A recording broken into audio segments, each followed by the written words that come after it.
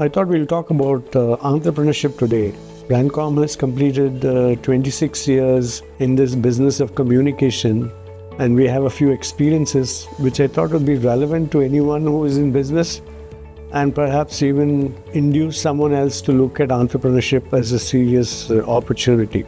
The first thing I thought I learned, and I learned it the hard way, I started this company in December 98, and by that time I was already 46 years old. I think my first suggestion to budding entrepreneurs would be to start young. Let's say you start in your 30s, then even, heaven forbid, your business fails, you have an opportunity to go back to the mainstream of work. I didn't have that luxury. So I think the first thing is to start young and start with a good idea. We started as an advertising agency with a difference because advertising was becoming a commodity. We said, let's treat it like a consulting business and provide advertising with a difference. In fact, we were arguably the first agency to start with a retainer model because if you remember the old adage, advertising is 15% commission and 85% confusion. And that's what everybody was doing. And the client was saying, why am I ending up spending more than I need to because the agency gets more revenue this way? So I think that the retainer model which we had and the value of the services that we provided made a big difference when we started. So I think it's important to have a differentiator which will help you in your entrepreneurial story. The other important point that I wanted to make was about timing of the business and the timing when we started. We started with the .com boom. So everybody wanted to do advertising, everybody wanted creative, everybody wanted PR. So it was a great time to be in business, though there was a downside to it later, which I will talk about later. The other important thing that I think in starting an enterprise is to have a good team. I think the team is really what makes a difference. And I've learned one thing. If I have a particular skill, I would look for people with skills that would complement my skill rather than duplicate my skill. Very often we look for clones when we start business, but that's not the way to build a business.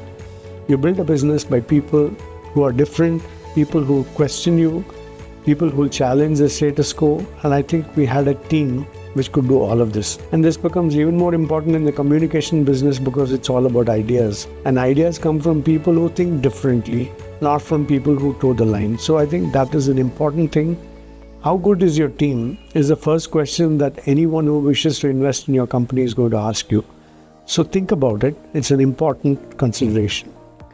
The other important thing that we learned was the need to keep adapting to the opportunities that the environment provided. We started out as an advertising agency, and then advertising became more of a commodity. And then we realized that there was a great opportunity in branding and positioning. So I had to build the skills for that. So I spent a lot of time understanding the branding scenario. I taught at various management schools, built a lot of case studies, and we were able to create a lot of opportunities in that market.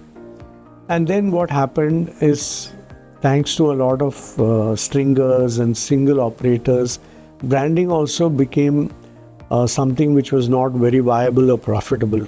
So we moved to public relations. Today we do public relations and social media. So I think one of the key things to survive in business is to have the adaptability to change to the needs of the environment. You can't be a one-horse pony or say that this is the only thing that I will do, because the market is so dynamic and the competition is so quick to respond to opportunities that unless you have the flexibility and the agility to understand the environment and to adapt yourself to the environment, you're going to be left behind. And finally, I think there's an important point that I wanted to make, and that is about de-risking. What happens is, when business is good, you don't really think about bad times. And this is really where you probably remember the title of the book, Only the Paranoid Survive. You have to be paranoid to be successful in business. As I said, we started out in the .com boom, but the boom soon became a bust, so we had no option but to adapt.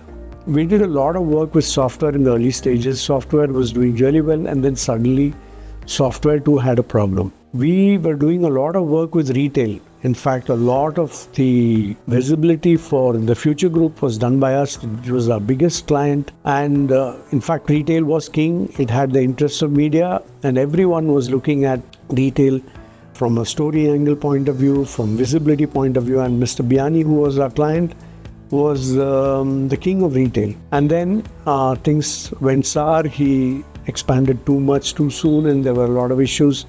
So the retail business that we were handling went under. So we worked with different sectors which had varying degrees of importance, and I realized that the best way is to have a well-diversified portfolio of clients working across categories. We do have specializations today. We do a lot of work with education. We do a lot of work with other sectors as well. But I think the most important thing that we have learned over the years in business is not to be dependent on any one client or any one category unduly, because that makes it very difficult when that client or that particular vertical goes into trouble. So these are a few thoughts that I thought I would share with you about entrepreneurship. The idea, as I said, is twofold. One is it may have some value to people who are already in business. And second, more important, and I think I have had this conversation with my children as well, who unfortunately didn't follow me into business. It's important to have an entrepreneurial point of view, because I see the future of India being built by entrepreneurs, not only by professionals. You need entrepreneurs with vision, entrepreneurs with an idea, who will take their business, their company and the economy to the next level.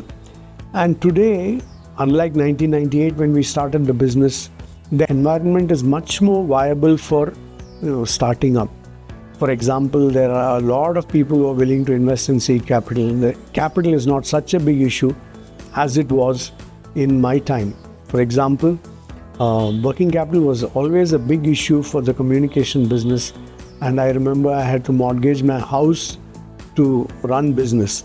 I'm not sure that sort of difficulties exist today. So my suggestion to youngsters is look at entrepreneurship as a serious opportunity, because I think your future and the country's future is definitely in it. Thank you for your time.